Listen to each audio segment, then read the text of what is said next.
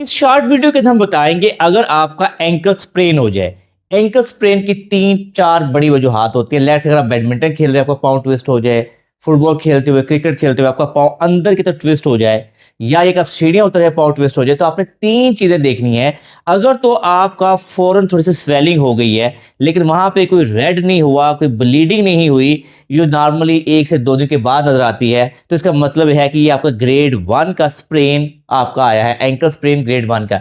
ऐसी चीजें नॉर्मली ये ध्यान रखिए कि 1 से 2 हफ्ते में ठीक हो जाती हैं। करना क्या होता है कि हमने सबसे पहले अपने माइंड में रखना है कि स्वेलिंग नहीं बढ़ने देनी। स्वेलिंग कैसे बढ़ती है? लोगों को इंजरी होती है लेकिन वो बहुत ज्यादा बैठना शुरू कर देते हैं, उनको अंदाजा नहीं होता कि बैठना कम से कम है। आइडियली इसको एलिवेट करना चाहिए।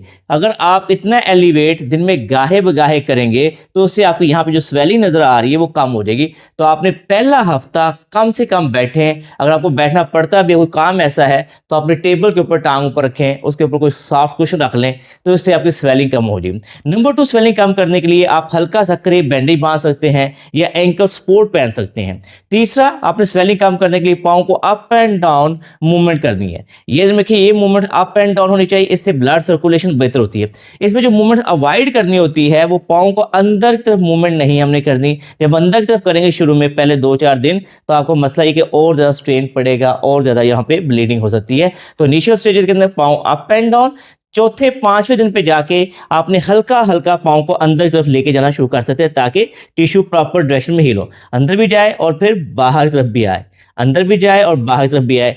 तो जो ग्रेड 1 का स्ट्रेन जो होता है, एंकल स्प्रेन होता है, वो नॉर्मली ये दिन देखिए 1 से 2 हफ्तों में ठीक हो जाता है। 3 से 4 हफ्तों के बाद आप नॉर्मल लाइफ में वापस आ सकते हैं। लेकिन अगर आप राइट ट्रैक पे इसको शुरू करें, इनके अपने माइंड में रखेंगे, प्रिंसिपल है एक्यूट इंजरी को डील करने का और कुछ भी नहीं है। राइस प्रिंसिपल है, आपने रेस्ट देनी है, आइसिंग करनी है, कंप्रेशन देना है, एलिवेशन करनी है, तो उससे आप बड़े आराम से ठीक हो जाते हैं।